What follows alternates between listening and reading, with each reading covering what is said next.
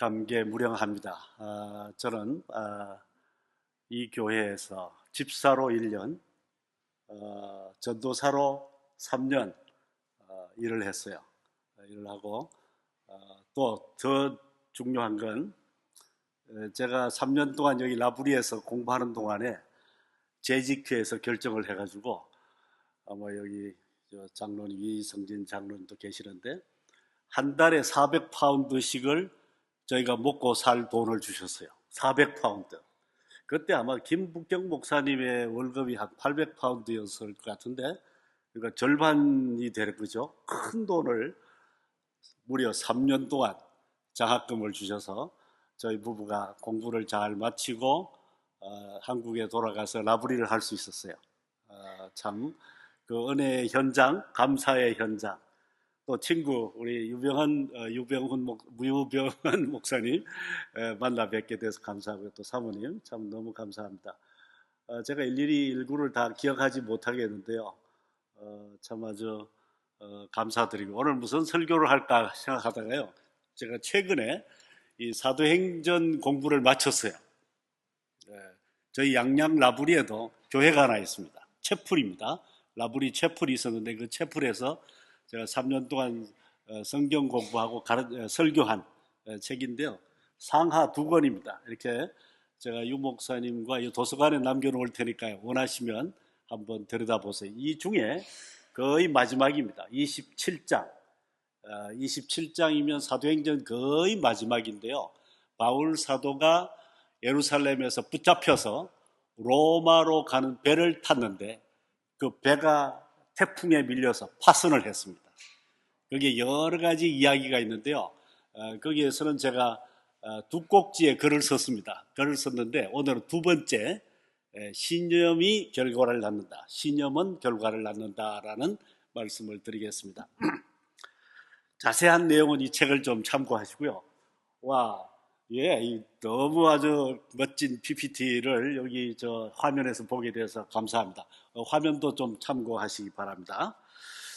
여러분은 갑자기 재난을 만나거나 사고를 당하거나 직장에 문제가 생기거나 가정에 어떤 어려움이 생길 때 어떻게 하십니까? 당황하세요? 잘 이겨나가십니까? 올해는 온 세계에 여러 가지 어려움이 있는 것 같습니다. 그죠? 특히 우리 한국은 지금 정치적으로나 경제적으로나 굉장히 어렵습니다. 제가 집을 떠날 때는 강원도, 제가 살고 있는 데는 강원도 양양 속초입니다. 그런데 그 밑에까지 산불이 올라왔다는 이야기를 들었어요. 옛날에 본래요, 속초 양양에 불이 나서 밑으로 내려가는데요. 원래는 저 밑에서 올라온다는 거예요. 그래서 기도하면서 왔습니다. 지금쯤 꺼졌는지 제가 아직 뉴스를 못 봤습니다만, 이런 어려운 일을 닥칠 때 여러분은 어떻게 행동하십니까? 바울 사도가 탔던 그 배에는 포로와 군인들과 상인들이 276명이 타고 있었습니다. 그런데 그 276명이 이 태풍을 만나서 배가 파선이 되고 배가 파도에 흔들려서 떠내려가니까 각자 다른 행동을 보입니다. 각자 다른 말을 합니다. 이러자 저러자, 이래야 된다 저래야 된다, 100가지 아이디어들이 나옵니다.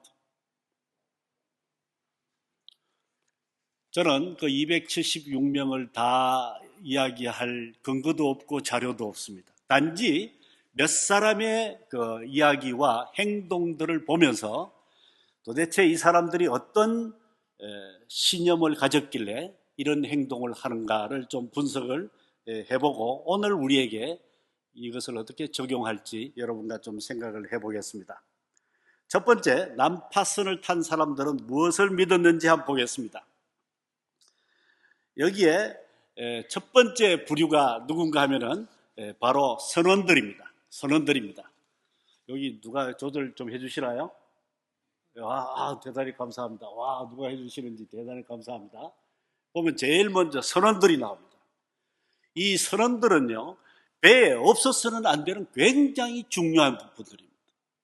배가 사실 운행되도록 돕는 사람들이에요. 이분들이 없으면 배가 돌아가지가 않습니다. 우리 성경에는 사공들이라 이렇게 말했어요. 이분들은요, 배가 잘 가도록 처음에는요, 여러 가지 예방 조치를 적어도 5가지 이상 했습니다. 자세히 말씀을 드리지 못하지만 배에다가 구명정을 꼭꼭 달아맸어요. 만일의 경우에는 이 구명 보트를 타고 도망갈 수 있도록. 그 다음에 두 번째는 이 구명정에다가 케이블로 꽁꽁 매고 그 다음에 흔들리지 않도록 선체에 달아매는 작업도 했습니다. 또 시르디스 모래톱에 걸리지 않도록 돛을 내려가지고 또 브레이크 역할을 할 때는 또 했습니다. 중간에 가다가 쉴 때는 돛을 내려야 되죠. 굉장히 바빴습니다. 배에서 가장 바쁜 사람들입니다. 그런데 제가 간단하게 줄여서 말씀드리면 배가 난파될 위기에 처하자 제일 먼저 도망가려고 했습니다. 제일 먼저. 여기에 27장 30절에 이런 말이 있습니다. 사공들이 도망하고자 하여 이물에서 닻을 내리는 채 하면서 그룹배, 여기 그룹배가 구명정입니다. 이 구명정을 바다에 내려놓거늘. 이게 무슨 말인가 하면 자기들이 달아맨 구명정입니다. 자기들이 내려가지고 제일 먼저 도망가려고 했다라는 거예요. 아무런 대책도 없이 태풍 속에 조그마한 구명정을 타고 내리면 거의 다 죽는답니다. 그건 자살 행위와 같습니다. 그런데 이 사람들은 일단 살고 보자라는 정신이 있는 것 같아요. 모든 게 내 팔자야, 이건 내 운명이야, 아마 이렇게 생각했을지 모르겠습니다. 살면 살고 죽으면 죽고 그냥 뛰어내리는 거야. 이것을 우리는 흔히 운명론, 숙명론이라 이렇게 말합니다. 여기에는요, 내 선택이 중요하지 않다라고 믿는 사람들이 모든 건 신이 정했든지 역사가 정했든지 내 운명이 이미 정해져 있다는 거죠. 그래서 어떤 사람이 이렇게 믿어요. 영국에 온 사람 중에도 아마 이런 생각을 하는 사람들이 있을지 몰라요. 내가 영국에 온 건 운명이야, 받아들여. 내가 좋아서 온 것도 아니고 내가 여기서 할 수 있는 게 아무것도 없어. 모든 건 정해진 거야. 내가 선택한 건 아무것도 없어. 이렇게 말하는 사람. 이런 사람들의 그 운명론을 보면 흔히 우리 어머니들의 옛날에 내 팔자야 하는 것도 있고요, 그죠? 요즘 니체 같은 사람은 네 운명을, 그죠? 사랑하라 이렇게 말해요. 운명을. 그래서 아모르 파티라는 말이 유행가에도 있지만 한국의 대학가에 이 서클 이름 중에 아모르 파티라는 말이 그렇게 많습니다. 운명을 사랑하라. 운명을 사랑. 네 운명을 사랑하라. 사람들이 이렇게 운명론에 잘 빠지는 이유가 있는 것 같아요. 첫째는요, 아무리 내가 노력하고 수고를 해도 현실을 바꿀 수 없다는 것이 사실이기 때문에. 여러분 그렇죠? 내가 아무리 수고하고 노력해도요, 자연의 힘은 너무 거창합니다.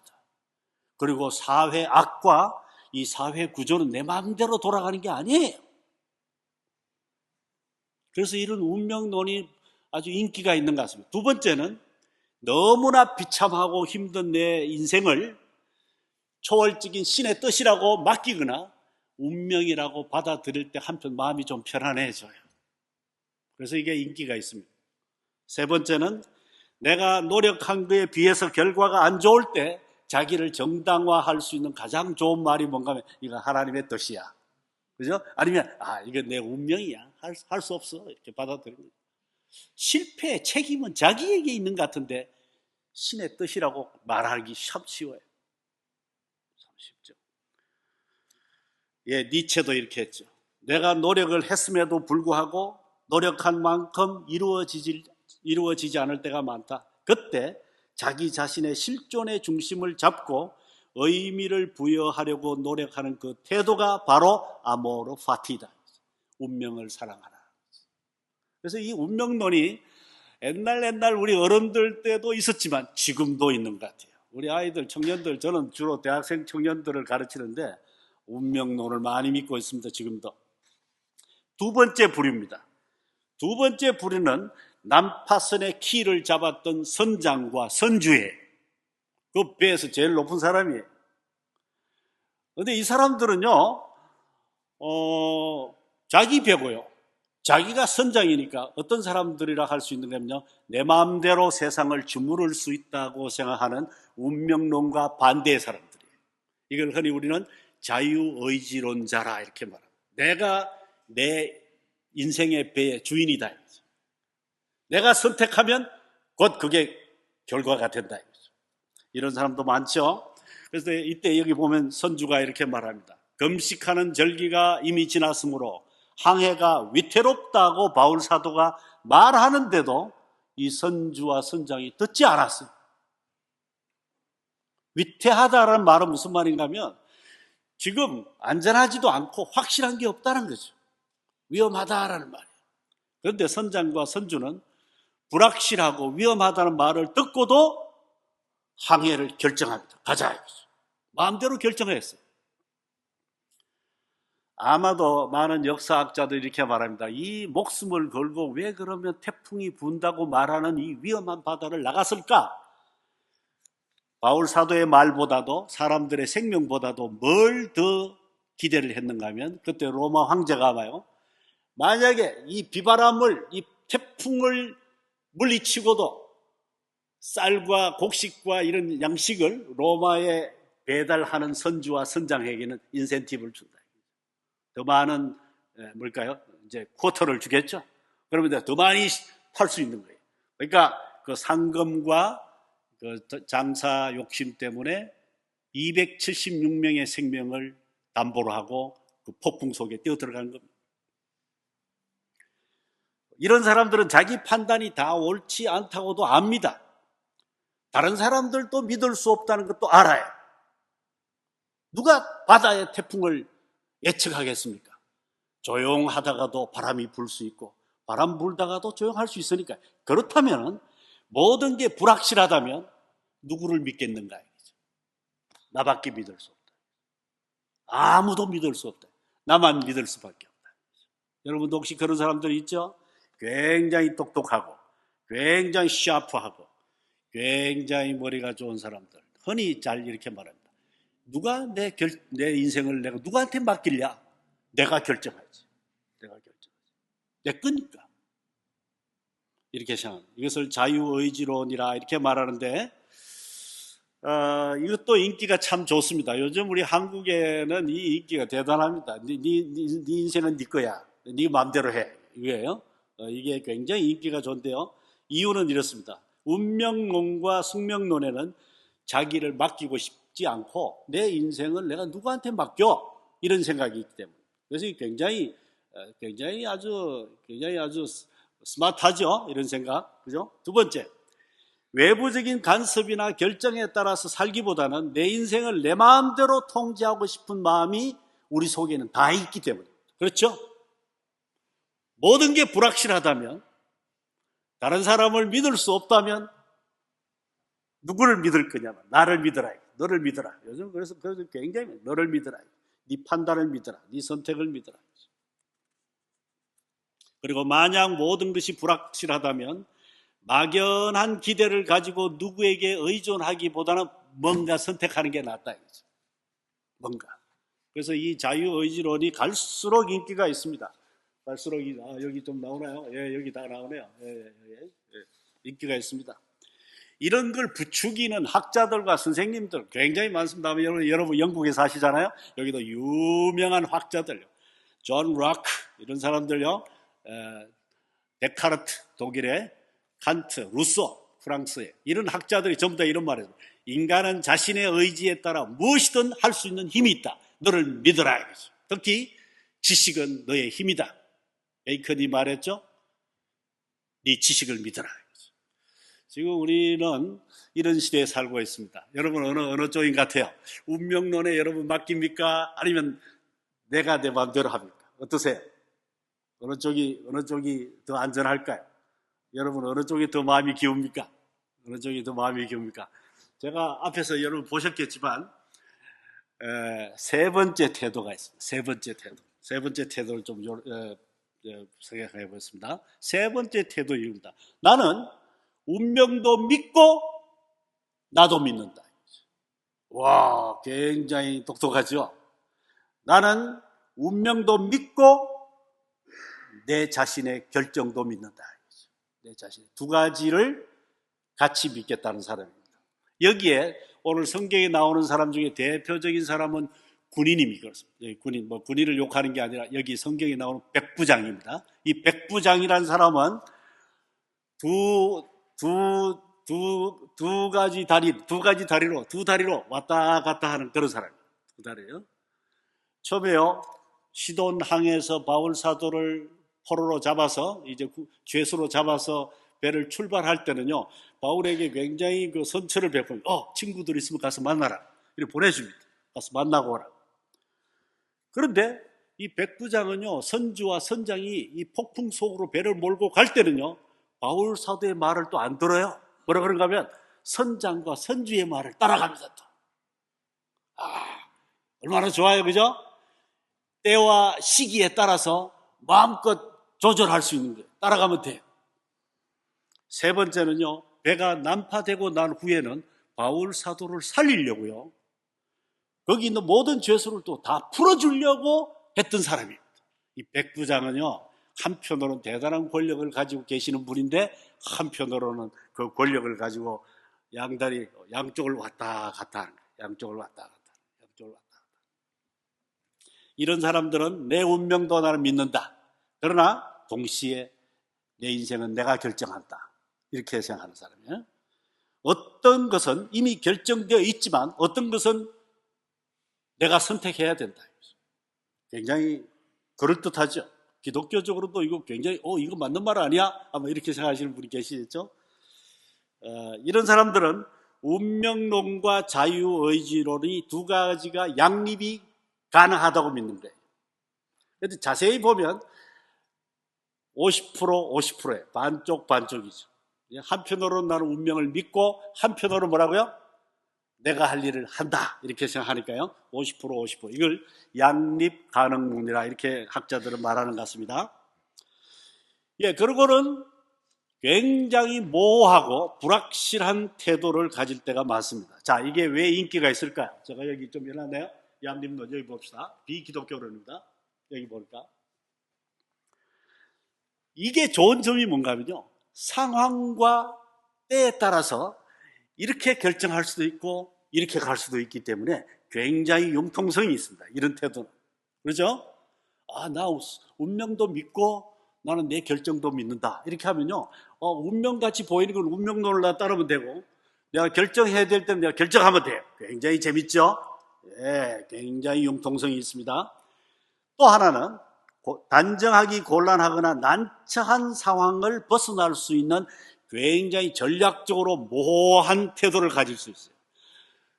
요즘 세상은요, 이게 전략적 모호성이라 그래서 정치, 경제 모든 사람들이 다 영향을 받고 있는데, 너무 확실하게 이야기하면 빠져나갈 구멍이 없다는 거죠. 다음에. 그래서 어떻게 해요? 모호하게 이야기해놨다가 이게 맞으면 그리 따라가면 돼요. 모호하게 이야기해놨다가 이 사람들이 더 과반수가 넘으면 이리 따라가면 돼요. 우리나라의 많은 지식인들이 이런 태도를 취하는 것 같아요. 때와 상황과 다수의 사람들이 이쪽으로 기울면 이게 맞다 이렇게. 그런데 조금 있다가 이게 서서히 움직이네요. 이쪽으로 기울었어요. 그럼 어떻게? 이게 맞다. 여기에는요, 진실과 진리와 절대적인 기준이 없어져요. 굉장히 문제가 많죠.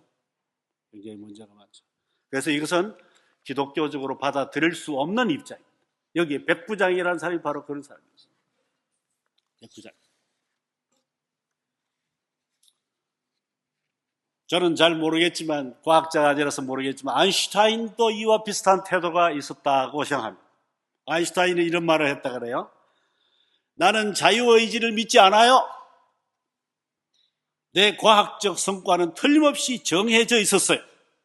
내 자신의 의지가 아니라 내가 통제할 수 없는 여러 가지 요인에 의해서 내 과학적인 업적은 이미 정해져 있었다. 마치 숙명론을 믿는 것 같아요. 그렇죠? 이미 정해져 있었다 그래요. 이 사람이 유대인이었으니까 충분히 이런 말 할 수 있다고. 두 번째 이런 말 합니다. 하나님은 주사위 노릇을 하지 않는다는 거죠. 우리한테 결정권을 주신다 이거죠. 그러니까 이 아인슈타인은 과학자로서, 그죠? 양자역학과 이 물리학을 개발한 굉장한 지식인으로서 이 두 가지를 다 같이 믿었지 않나. 양립 두 가지를 다 믿었지 않나. 그래서 이때는 이렇게 말하고 이때는 이렇게 말하고 하지 않았나 의심을 합니다. 저는 그러나 정확하게 모르겠어요. 사람들의 생각을 다 알 수는 없으니까요. 자, 그러면 마지막으로 바울 사도와 여기에 배를 같이 탄 누가, 우리 누가복음을 쓴 누가, 사도행전을 기록한 누가, 의사 누가죠. 누가와 아리스타고라는 바울 사도와 함께 했던 이 전도자, 이 사람들은 도대체 뭘 믿었을까? 네 번째 태도입니다. 네 번째 태도. 예. 네 번째 태도 한번 볼까요? 나오나요? 누가 조절하실지 모르겠는데 한번 네 번째 태도 한번 보여주세요. 네 번째 태도는 뭔가 하면요, 비슷하지만 다릅니다. 비슷하지만 다릅니다. 여기 아주 집중해서 한번 들어봅시다. 예, 여기 나오네요. 대단히 감사합니다. 이 바울 사도가 이때 써놓은 거 한번 읽어보겠습니다. 다 같이요. 시작. 내가 속한 바, 곧 내가 섬기는 하나님의 사자가 어젯밤에 내 곁에 서서 말하되, 네가 가이사 앞에 서야 하겠고, 또 하나님께서 너와 함께 항의하는 자를 다 내게 주셨다 하였으니. 그 다음 두 번째는요. 이제는 안심하라. 두려워하지 마라. 배를 탈출하지 말라. 음식을 먹으라. 우리가 풍랑으로 심히 애쓰다가. 와, 여기 보면요, 두 가지가 다 있는데 약간 컬러가 달라요. 뭡니까? 첫 번째 이겁니다. 전적으로 하나님의 주권과 하나님을 믿었습니다. 하나님을 전적으로 믿으면서도 동시에 뭐라고요? 내가 할 일을 다 했습니다. 내가 할 일을. 바울 사도는 이렇게 말합니다. 하나님께서 우리가 파선으로 죽지 않고 아무도 죽지 않고 살아날 것이라고 어젯밤에 이야기하셨다 이거죠. 나는 그것을 믿는다 이거죠. 하나님이 우리를 지켜주시고 하나님이 우리를 보호하시고 우리와 함께 하신다는 걸 나는 믿는다 이렇게 말해요. 그런데 또 다른 한편으로는 뭐라 그런가 하면 안심하라. 걱정하지 마라. 이제는 먹어라. 먹어야지 배에서 뛰어내려가지고 바다를 헤엄쳐서 저쪽에 건너가니까 말이죠. 먹어라. 그러니까 두 가지를 다 믿었습니다. 한쪽은 하나님의 전적인 주권과 하나님의 인도를 전적으로 믿었고요. 또 한편으로 뭐라고요? 내가 할 일을 믿어. 아까 세 번째 사람하고 다른 점이 뭘까요? 세 번째 사람은요, 50%가 이렇게 말이죠. 작동한다고 봤어요. 그래서 중립적인 태도를 가졌죠. 그게 아니라 바울 사도 이렇게 100% 하나님의 주권을 믿고요. 100% 내가 할 일은 내가 해야 된다 이 말이죠. 이것이 굉장히 중요한 신학입니다. 간단하게 말씀드리면 하나님의 주권을 100% 믿으면서 동시에 뭐라고요? 내가 할 일은 내가 해야 돼요. 결정할 건 내가 결정해야 돼요. 하나님은 내가 결정할 걸 대신 결정해 주지 않습니다. 그런데 많은 한국교회에서 우리 기독교인들이 세 번째, 네 번째가 헷갈리는 것 같아요. 그렇죠? 네 번째. 아마 제가 믿기로 여기는 우리 런던 하니까 아무도 1번, 2번은 없으시죠? 숙명론을 믿거나 내 마음대로 살겠다는 분은 아무도 없으시죠? 그런데 세 번째, 네 번째가 혹시 있을 수 있어요. 양다리를 걸치는 거예요. 절반쯤 하나님이 다 전적으로 무슨 세상을 다 책임지셔. 네가 해야 될 게 해야 돼. 이렇게 절반씩입니다. 이거는 곤란해요. 우리는 신앙 고백을 합니다. 하나님이 우리 인생을 책임져 주시고 함께 해 주신다는 거 나는 전적으로 100% 다 믿는다. 여러분 이것도 믿으십니까? 그러면 또 뭐라고요? 내가 해야 될 것, 내가 공부해야 될 것, 내가 수고해야 될 것, 내가 결정해야 될 것, 내가 결정해야 된다. 여러분도 아마 그걸 믿으시리라 봅니다.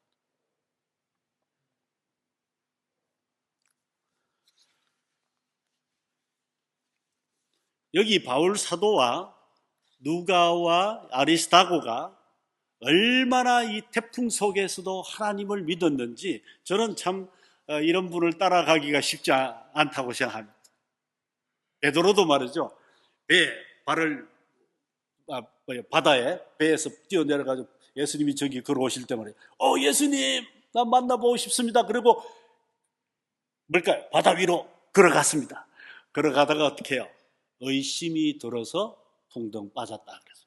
베드로도 전적으로 하나님을 믿다가 의심이 들어서 빠진 적이 있어요. 요나도 마찬가지입니다. 그러니까 전적으로 하나님 믿고 따라간다는 게 쉽지 않죠. 그게 믿음입니다. 하나님께 모든 걸 다 맡기고. 그런데 동시에 내가 해야 될 일을 또 하나님께 마치 하나님이 없는 것처럼 생각하고 내가 공부할 건 공부해야 돼. 그렇죠? 내가 할 일은 내가 해야 돼. 여기에 보면은 재밌는 단어들이 몇 개 나옵니다. 여기 제가 일일이 다 설명하지 않겠습니다. 여기 보면요. 저기 두 번째 문단에 보면요. 음식을 먹어라. 그리고 그 뒤에 뭐래요? 우리가 풍랑으로 심히 애쓰다가. 저게 무슨 말인가 하면요. 배가 이제 막 풍랑에 깨지고 넘어지고 하려고 그러니까 바울 사도도 아마 묶여 있으니까 마음대로 일은 못했겠지만 적어도 누가와 아리스타고라는 이런 분들은요. 구명정을 다시 붙잡아 매고 그 다음에 토하고 말이죠. 넘어지고 자빠지고 다친 사람을 치료해주고 밥을 나눠주고 먹여주고 그러니까 이런 일들을 전부 다 똑같이 했다고 봅니다. 선원들은 도망가려고 그럴 때요. 도망가지 말려고 붙잡은 사람들도 이분들이에요. 자살하지 말라고 말린 사람들도 이분들이에요. 그러니까 이분들이야말로 한편으로는 하나님을 전적으로 믿으면서도 한편으로는 뭐라 그랬습니까? 고생도 같이 하고 먹을 것 있으면 나눠주고 말이죠. 그 다음에 자살하려는 사람 붙잡고 이것이 바른 기독교인의 네 번째 태도가 아닌가 생각합니다. 그런데 대단히 미안하게도 태풍이 불거나 사고가 터지거나 어려움이 생기거나 여러 가지 갑작스러운 문제가 생기면 많은 성도들이 헤매는 것 같습니다. 1번에 빠지는 사람, 2번에 빠지는 사람, 3번에 빠지는 사람들이 다수가 나오는 것 같아요. 다수가 나오는. 저는 양양이라는 이 강원도 양양 이사 가서요. 태풍도 여러 번 만났고요. 눈 사태. 저희 집에 눈이 한 번 왔는데 눈이 150m가 왔어요. 150. 여러분 키가 몇 센치입니까? 제 아내 키가 150인데 미안해. 자기 키를 개방해서 150m 왔어요. 그 눈을 퍼서 이제 올리니까 말이죠. 170, 180. 그래서 제가요 밤에 걱정이 됐어요. 이게 일주일째 눈이 계속 오는데 지금 150cm가 왔는데 계속 더 오는 거예요. 그래가지고 제가 밤 12시에 양양 소방서에 전화를 했어요. 소방 대장님이 큰 그 파이어 엔진이라는 게 있잖아요. 불자동차 그걸 끌고 이제 밤 12시에 또 왔어요. 직원들 쫙 데리고 그래서 왜 불렀느냐? 저희 집에 지붕에 지금 눈이 1m 50cm가 쌓여 있는데 이게 언제 무너질지 제가 걱정이 서서히 되기 시작합니다. 왜냐하면 눈이 섭설이라고 이게 물기 습기가 있는 눈이 오면 수백 톤이 지금 지붕 위에 올라가 있는 거잖아요. 근데 저희 집이 또 나무집이에요, 나무집. 그래가지고 이제 소방대장이 저희 집을 전부 이제 인스펙션을 했어요. 전부 다 돌아다니면서 또 보더니 제보고 또 혹시 여기 대표세요? 그래서 대표입니다. 목사님 아니세요? 예, 목사님입니다. 그랬더니 목사님 하나님 안 믿으세요? 소방대장이 제보고 하나님 안 믿으세요? 제가 하나님 믿죠. 예, 이 집은요 하나님이 지키는 집이지. 기둥을 좀 보세요. 기둥. 저희 집 기둥은요 이거 한 4배 정도 돼. 이런 거. 요 조그마한 새 기둥도 이 집을 지키잖아요. 그죠? 저희 집 기둥은 이거보다 4배 정도나 되는데 그걸 안 믿고 말이죠. 밤 12시에 소방차를 나를 왜 불렀냐? 제가 얼마나 부끄러웠는지 모릅니다. 제가 하나님 믿습니다 했던 게 얼마나 부끄러웠는지. 그때 김북경 목사님하고 신띠아 사모님이 우리 집에 사셨잖아요. 1년 동안 우리 집에 살면서 대학생 청년들에게 밥 해주고 있었어요. 근데 김 목사님 사모님이 주무시고 그러니까 저는 그분 깨우지는 않고 나 혼자 이제 그런 짓을 한 거예요. 어리석은 짓을 한 거죠. 그 다음날 아침 일어나서 이제 이야기를 또 했더니 왜 불렀냐고 나보고. 목사님 걱정도 안 됐어요? 그랬더니 나 잠만 잘 잤다는 거야. 그때 김북경 목사님이 나보다 믿음이 좋다는 걸 알았어. 그때 시가 나왔는데 유명한 시가 있는데 여러분 못 보셨죠? 제가 공개하기 힘든 상당히 야한 시입니다. 남은 지금 집이 무너질까봐 지금 소방대장을 부르고 이러는데 그분들은 지금 그 작은 방에 그 아담한 작은 방을 들였더니 거기서 두 분이 뭐 사랑을 나누셨는지 시를 썼는데 얼마나 멋진 그 눈과 낭만과 사랑의 시를. 그래서 제가 그 다음날 그래서 목사님 이걸 영어로 좀 번역해 줄 수 있습니까? 그랬더니 영어 또 얼마나 잘하세요, 그죠? 영어로 쫙 번역을 해줘요. 그 다음 이걸 제가 국제 라브리 회의에 가서 좀 낭송을 해도 됩니까? 그랬더니 얼마든지 하라. 얼마든지 하라. 그래서 참 이 네 번째 태도를 가지는 게 쉽지 않구나 라고 생각합니다. 여러분은 어떠세요? 폭설이 와서 1m 50cm가 와서 집이 언제 무너질지 모르는 그런 상황. 그죠? 근데 하나님 믿고, 하나님 제가 믿습니다. 하나님 믿고 말이죠. 시를 쓰고, 그죠? 커피를 마시고, 사랑을 하고, 할 수 있겠습니까? 저는 그날 밤에 실패했어요. 대실패했어요. 저는 여러 번 실패했습니다. 여러 번 실패했습니다. 그 집에서 쫓겨나게 생겼을 때도 실패했어요. 제 아들랑 하나님, 만약에 이 집을 다른 사람한테 준다면 저는 라브리도 안 하고 저는 사표 내겠습니다. 그래서 지금도 그게 얼마나 부끄러운지 몰라요. 그런데 며칠 후에 인천공항을 설계하신 김정식 장로라는 분이 설계했습니다. 인천공항. 그 설계하신 장로님이 오시더니 그 집을 사서 저희 라브리 기증을 해주셨어요. 그런데 하루 이틀 후에 하나님이 어마어마한 일을 하실 걸 내가 믿지 않고 말이죠. 그 전날까지 얼마나 불안하고 헤매고 떨었는지 참 제가 생각하면 참 부끄럽고 참 그럴 짝이 없습니다. 그런데 하나님이 불쌍한 저를 지난 40년 동안 사용하신 걸 보면 하나님께 찬양을 돌립니다. 찬양을 돌리고 감사를 돌립니다. 이제 말씀을 맺겠습니다. 여러분은 이런 그 난파선과 같은 일을 만날 때 여러분은 어떻습니까? 여러분 어떤 행동을 합니까? 혹시 여기 선원들처럼 말이죠. 야, 모든 건 운명이야, 팔자야 이러면서 말이죠. 자기의 책임과 선택과 결정을 아무것도 하지 않고 말이죠. 팔자 소관으로 혹시 한탄하지 않습니까?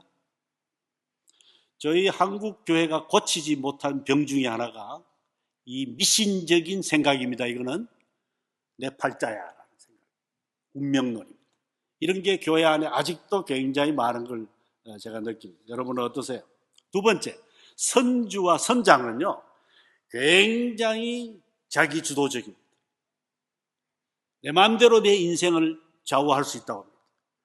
내 선택, 내 결정이 나라도 바꾸고 세상을 바꿀 수 있다고 생각하는 거죠.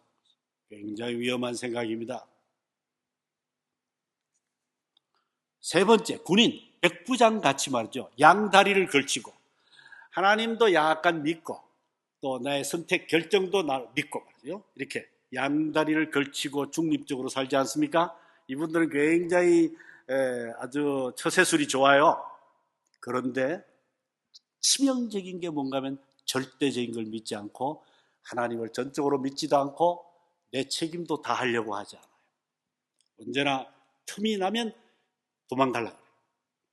마지막으로 네 번째, 이분이 진짜 기독교인이 진짜 하나님의 주권을 전적으로 믿고 내가 할 일을 내가 하는 거예요. 내가 할 일. 조심스럽게 내가 결정하고 책임을 지는 거예요. 여러분, 신념이 결과를 낳는다. 이 말이 동의가 되십니까? 저희 라브리를 세운 프란시스 쉐이파 목사님은 이렇게 말했어요. 역사와 문화에는 하나의 흐름이 있다. 역사를 가만히 보니까 거기에 흐름이 있다. 어떤 흐름이 있느냐? 모든 역사는 인간의 생각과 그 신념에 뿌리를 두고 있다는 걸 알게 되었다. 어떤 생각을 가지고 있고 어떤 세계관과 가치관을 가지고 있느냐에 따라서 그 사람의 행동과 말과 태도가 달라지더라고요. 사실 우리 IPC나 런던 한인교회나 우리 국제 라브리는 사람들의 생각이 아주 중요하다고 믿습니다. 잘못된 신념, 잘못된 세계관을 가지고 있으면 거기에서 잘못된 결과가 나오니까요. 잘못된 역사를 만들어냅니다. 그래서 저희 집에 예수를 안 믿고 찾아오는 청년들, 제일 문제의 아이들이 무신론입니다. 하나님이 없다고 믿는 사람들. 두 번째가 유물론입니다. 돈과 권력이 최고다라고 믿는 사람. 이 청년들, 이런 청년들이 찾아왔을 때 저는 걔들을 밥 먹이고 제 아내랑 집에서 재워주고 가르치고 하는데요. 뭘 기대하는가 하면 그들이 갖고 있는 이 신념, 하나님이 없다고 믿는 이 신념, 그죠?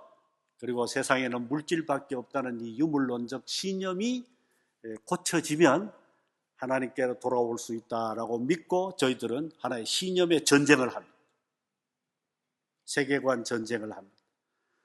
사실 국제기아대책기구의 부총재를 지낸 다로 밀러라는 사람도 사상은 결과를 낳는다라는 책에서 이런 말을 했더라고요. 사람들의, 가난한 사람들의 진짜 문제는 가난이 아니다.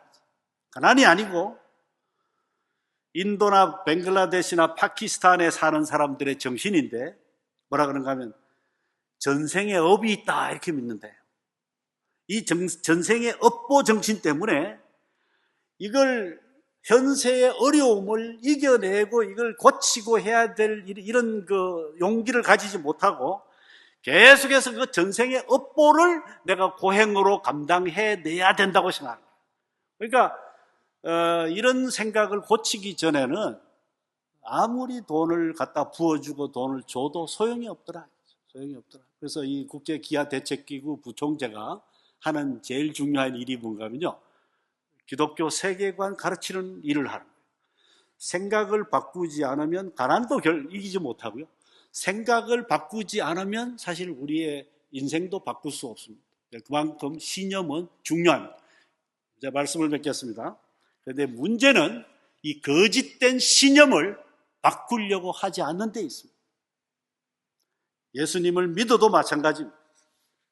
교회에 다니는 사람들 중에 얼마나 많은 사람들이 내 운명을 믿는다고 말합니까? 얼마나 교회를 다니는 사람들 중에 이런 사람 말입니다. 인생은 내 거야. 네 인생은 네 거야. 네가 알아서 해. 라고 말하는 사람들 얼마나 많습니까? 여러분도 그런 말 한 적 없습니까? 우리 아이들이 요즘 10명이면 9명이 그런 말 합니다. 내 인생은 내 거야. 사실 우리 인생은 내 거 아니죠? 그죠? 하나님이 내 인생을 책임지고 계십니다. 동시에 하나님은 내가 할 일을 다 하라고 이야기하죠. 그런데 내 인생은 내 거야 라고 내 마음대로 할 수 있다.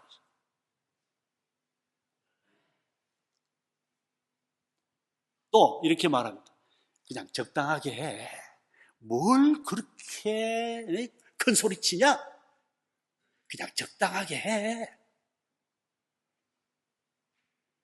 약간 중용과 중간, 중립, 그죠? 이런 태도가 아직도 교회 안에 굉장히 많아요. 틀린 걸 틀리다고 말을 못하고, 그죠? 옳은 걸 옳다고 말을 못하고. 이게 우리의 고민입니다. 우리 한국도 이 세 번째 문제에 깊이 빠져 있다. 그래서 헤어날 수가 없는 거예요. 헤어날 수가 없는 거예요. 저는 기도해 주시기를 바랍니다. 지금 여러분이 대통령 탄핵 재판 중이라는 걸 잘 아시죠? 우리 한국을 위해서 기도해 주십시오.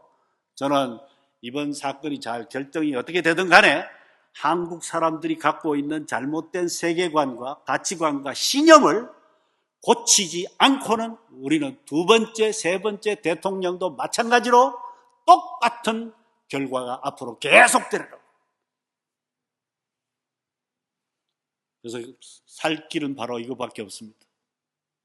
하나님을 전적으로 믿고 하나님의 인도와 하나님의 말씀과 하나님의 다스리심을 믿고, 또 한편으로 뭐라고요? 내가 하는 말과 내가 하는 행동과 내가 결정하는 거기에 내가 책임을 지고 말이지. 지금 아무도 책임지는 사람이 없어요. 어제 한 말은 오늘 뒤집기가 있습니다. 어제 이런 말 했다고 오늘 다른 말 합니다. 우리 예수님 믿는 사람만이 이걸 바로 잡을 수 있다. 여러분 어떻습니까? 저는 이런 생각 마지막으로요. 몇 년 전일까요? 1983년도에 제가 여기 처음 왔는데 그때 윈블던에서 예배 드렸어요. 윈블던에서 예배 드렸는데 거기 아침에 예배 영국 사람들이 드리고 우리는 오후에 2시에 이제 점심 먹고 드리는 거예요. 근데 영국 사람들이 청소해주고 갑니까? 제가요 첫 번째 교회 출석하는 날 윈블던 교회를 찾아갔어요. 그래 가서 이제 김북경 목사님을 찾았는데 없는 거예요. 아무리 사무실에 가도 없고 없는 거예요. 근데 어떤 분이 저 뒤에서 청소하고 있는 거예요. 앞에 아침에 오전에 영국 사람들이 예배 드리고 간 그 쓰레기 치우느라고 어떤 분이 그거 가서 쓰레기 청소하고 있어요. 그래서 내가 안녕하세요. 저는 한국에서 왔는데요. 혹시 여기에 김북경 목사라는 분을 어떻게 찾죠? 내가 그랬더니 내가 김북경이요. 예, 그분이 그러죠. 그 다음에 그 교회에서 그렇게 예배 드리는데 말이죠. 그것도 그것을 밥도 해 먹을 수 없어요. 그죠? 커피는 끓여 먹었는지 몰라요. 그러니까 얼마나 불편한지 몰라요. 그죠? 여러 가지가 힘들었습니다. 또 교회가 무슨 오후에 무슨 프로그램이 있으면 우리는 또 모이지도 못했어요. 예, 그런 일을 겪고 난 후에 목사님과 성도들이 이거는 우리가 교회를 찾아야 되겠다. 그죠? 그렇게 해서 하나님의 인도로 이 건물을 찾은 걸로 제가 압니다. 그래서 참 하나님은 여러 가지 이런 어려움과 이런 그 시련 속에서 하나님이 우리의 걸음을 한 걸음 한 걸음 인도하시는 걸 믿고 중요한 선택, 결정, 그죠? 그 다음에 책임지고 하는 이런 습관이 우리 속에 형성이 되기를 간절히 바라고 우리 런던 한인교회 성도 여러분과 함께 이 풍파치고 난파선과 같은 이런 세상을 이런 하나님을 믿고 내가 책임지는 이런 태도로 걸어가 주시기를 진심으로 부탁을 드립니다.